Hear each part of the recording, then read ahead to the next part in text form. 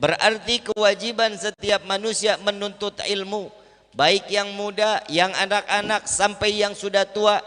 Tidak ada batasan umur tatkala mereka untuk menuntut ilmu. Setiap kehidupan harus ada ilmu. Allahu Rabbi wal Islam dini wa Muhammadan Rasulullah wa yaqini. Yang sekarang kita masuk ke dalam hadis yang keempat. Al-hadits ar-rabi' an Abi Ibrahim an Alqamah an Abdullah ibn Mas'ud radhiyallahu ta'ala anhum qala Rasulullah sallallahu alaihi wasallam man ta'allama baban minal ilmi yantafi'u bihi fi akhiratihi wa dunya. Di sini dijelaskan dari Syekh Ibrahim, dari Syekh Alqamah, dari Sayyidina Abdullah ibn Mas'ud radhiyallahu taala anhuma, beliau berkata, telah bersabda Nabi Muhammad sallallahu alaihi wasallam, siapa saja yang mempelajari satu bab ilmu, tentang mempelajari satu bab ilmu yang ia mendapat manfaat dengan ilmu itu dalam urusan akhirat dan duniawinya. Setiap ilmu yang membawa satu manfaat untuk di dalam kehidupan kita, maka inilah ilmu yang diajarkan dan yang diharuskan daripada Nabi Muhammad sallallahu alaihi wasallam. Nabi sallallahu alaihi wasallam awal pertama kali menerima wahyu, yang kita tahu betul di sana diperintahkan oleh Allah, dititipkan ayat tersebut lewat malaikat Jibril alaihi salatu wassalam. Iqra bismi rabbikal ladzi. Kenapa sih yang dikatakan Iqra? Kenapa enggak yang dikatakan tentang cerita dulu, atau tidak tentang neraka dan surga? Tidak yang diceritakan tentang bagaimana akhirat, tapi yang diceritakan Allah menitipkan firman Allah berupa Iqra bismi rabbikal ladzi khalaq, bahwasanya Allah memerintahkan, memberitahu kepada Nabi sallallahu alaihi wasallam bahwasanya tidak akan seseorang masuk ke dalam surga tanpa dia mengetahui tentang ilmu. Berarti kewajiban setiap manusia menuntut ilmu, baik yang muda, yang anak-anak sampai yang sudah tua. Tidak ada batasan umur tatkala mereka untuk menuntut ilmu. Setiap kehidupan harus ada ilmu. Mau makan ada ilmunya. Apa ilmunya? Mau masak ada ilmunya. Mau hitung-hitungan ada ilmunya. Mau mempelajari kehidupan ada hitungannya. Semua ada ilmu, baik itu di dalam diri pribadi maupun di dalam rumah tangga, baik di dalam kehidupan sehari-hari maupun di luar kehidupan kita. Masuknya kita ke kehidupan orang juga harus ada ilmu. Rumah tangga ada ilmunya. Mendekatkan diri untuk mengkhidbah atau kita mengenal seseorang itu ada. Tapi yang di sini diajarkan oleh Nabi Muhammad sallallahu alaihi wasallam, maka Allah akan memberikan orang itu pahala kebaikan baginya berupa umur di dunia selama 7.000 tahun. Orang yang menuntut ilmu dan ilmu itu manfaat baik di dunia sampai ke akhirat, maka orang tersebut wajib mendapatkan pahala sebesar 7.000 tahun. Ada umur kita sampai 7.000 tahun. Ini sekarang kita lagi nuntut ilmu. Sekarang kita mendapatkan pahala 7.000 tahun. Gak semangat aminnya. Ya udah kalau gitu setahun aja dah. Tapi yang dapat 7.000 tahun yang bagaimana, Bib? Orang yang mengamalkan ilmu tersebut. Bukan hanya orang yang mendengarkan ilmu terus dapat pahala 7.000 tahun, ilmunya nggak dipakai. Ini kan juga enak juga ya, kita duduk nuntut ilmu 7.000 tahun pahala hilang, pahalanya nambah, kan gitu. Ntar keluar dosa lagi, kan begitu kan? Ilmu yang diberikan, ilmu tersebut manfaat. Ilmu tersebut dipakai. Kalau ilmunya nggak dipakai, ya sama juga bohong.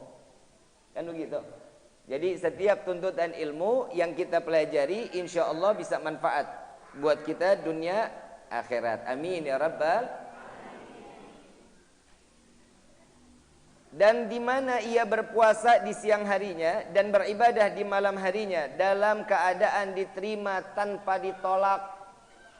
Orang yang nuntut ilmu, udah dapat pahalanya diganjar 7.000 tahun. Yang kedua, seperti siangnya dia ibadah, siangnya dia berpuasa, malamnya dia beribadah kepada Allah, dan itu diterima oleh Allah tanpa ditolak. Berarti nikmatnya seseorang untuk duduk di majlis ilmu, yang pertama orang tersebut bisa datang ke majlis ilmu, yang pertama hidayah. Hidayah. Seseorang akan datang ke majlis ilmu karena itu tarikan Allah lewat hidayahnya, agar Allah kumpulkan dia di dalam majlis yang mulia. Ada orang yang tahu ada ilmunya. Contohnya di masjid ini kan ada kajian-kajian kan ada di masjid ini. Tatkala yang datang ke majlis ini, mereka orang yang dituntun oleh Allah untuk dalam ke majlis ilmu ini. Maka ringankan langkah kaki untuk mencari keridhaan Allah lewat majlis-majlis ilmu. Insya. Kadang kan sekarang orang nuntut ilmu mah milih-milih. Milih-milih. Ini siapa nih ustadznya? Oh yang ini. Oh, enggak ada. Enggak asik. Lihat yang ini. Oh ini mancung nih, oke lah. Nabi SAW mengatakan, jangan lihat siapa yang bicara, tapi lihat apa yang dibicarakan. Seandainya keluar dari anak umur 1 tahun, dia belum bisa ngomong, dia punya ilmu sampai kepada kita, jalanin ilmu tersebut jika ilmu itu manfaat. Sampai kasarnya, jika anjing menggonggong memberikan satu ilmu, terima, dibanding daripada seseorang yang kelihatannya alim, orang yang berilmu, tapi obrolannya nggak manfaat. Contoh lagi, ilmu dunia sama ilmu akhirat ini bisa dipakai, salah satunya bisa saling menjerumuskan. Kita taklim masalah akhirat, qiraatul Quran, betul ya? Kita dakwah di jalan Allah. Ada orang yang tatkala saat ada dokter ilmu dunia ya, dokter ilmu, kita kalau sakit larinya kemana? Kan nggak mungkin ke Habib, nggak mungkin ke Ustadz Naim, karena kita nggak ada yang praktek ahli hikmah, kan begitu? Datangnya kemana? Dokter. Ilmu dunianya manfaat. Ada seorang qiraatul Quran, qori lah yang kita kenal, qori. Belajar ilmunya ilmu apa? Akhirat. Ada yang akhirat membawa masuk ke dalam neraka, ada ilmu dunia yang bawa masuk kita ke dalam surganya Allah. Kok bisa, Bib? Orang yang belajar ilmu akhirat tapi dia masuk ke dalam neraka. Contoh, dia tahu ilmunya qiraatul Quran, dia tahu, dia sebagai qori, suaranya bagus dan itu maharatnya benar. Saat dia diundang minta DP, minta mau seminggu mau acara bayar full. Kalau nggak dibayar full kita nggak datang. Ilmu akhiratnya kepake nggak? Ilmu akhiratnya kepake nggak? Ada seorang dokter yang hidupnya dia ikhlaskan untuk masyarakat. Pak, Bu, jika membutuhkan saya 24 jam ketok rumah saya. Nah ini dokter setiap diketok, Pak dokter, suami saya gatal-gatal jam 2 malam.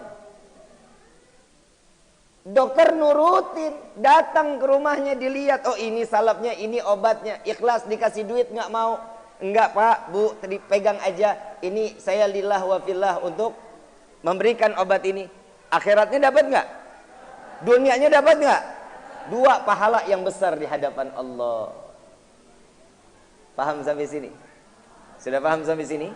Kalau sudah paham kita tutup sama doa. Allahu Rabbi wal Islam dini wa Muhammadan Rasulullah.